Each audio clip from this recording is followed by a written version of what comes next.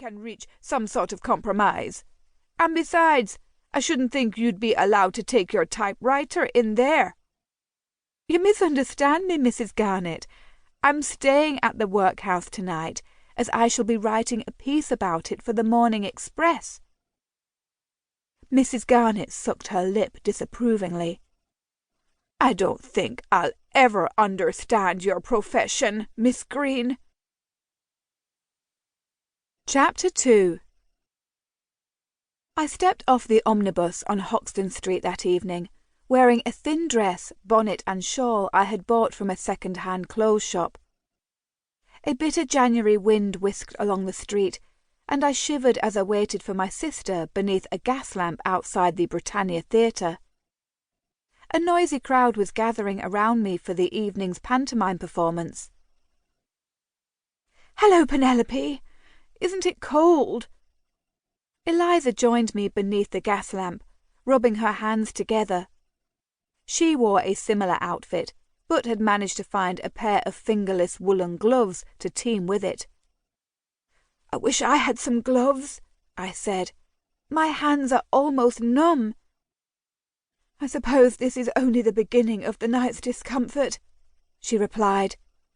"If you wish to write about a pauper's lot, you must first experience it." "Thank you for joining me, Ellie," I said gratefully. "I shouldn't have liked to do this on my own. I must say that I feel rather intrigued and nervous at the same time. I've heard so many stories about the workhouse. None of them good, I imagine. No, none. But I think it's important to see these things for oneself." She glanced around cautiously. "I can't say that I've ever visited East London before. It has a certain odour to it, doesn't it? Quite a different one from Bayswater. What are all these people here for? Oh, I see." She looked up at the billboard. "Harlequin Bonbon and the Golden Serpent. I'd much rather be going in there than to the workhouse. Wouldn't you, Penelope?" "Yes, but we must get on with it." "What time do they open the doors to the casual wards?" 6 o'clock. It was a short walk up Hoxton Street to Shoreditch Workhouse. The entrance sat between the Unicorn public house and an attractive red and cream building, upon which I could just discern the lettering, "Offices for the Relief of the Poor," in the lamplight.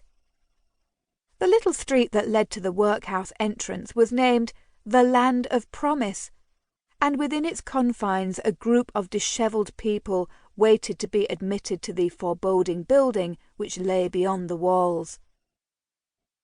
The workhouse's casual wards provided food and a bed for the night for those who were too poor to pay the sixpence for a night at one of the city's squalid lodging-houses.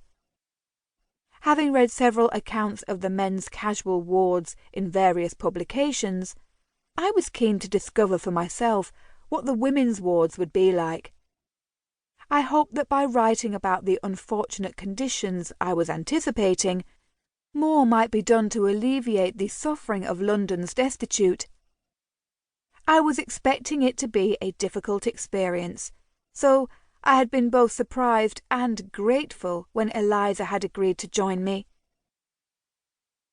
Although the gloom made it difficult to discern the faces of the others around us, I became aware of a stooped elderly lady whose chest rattled when she coughed.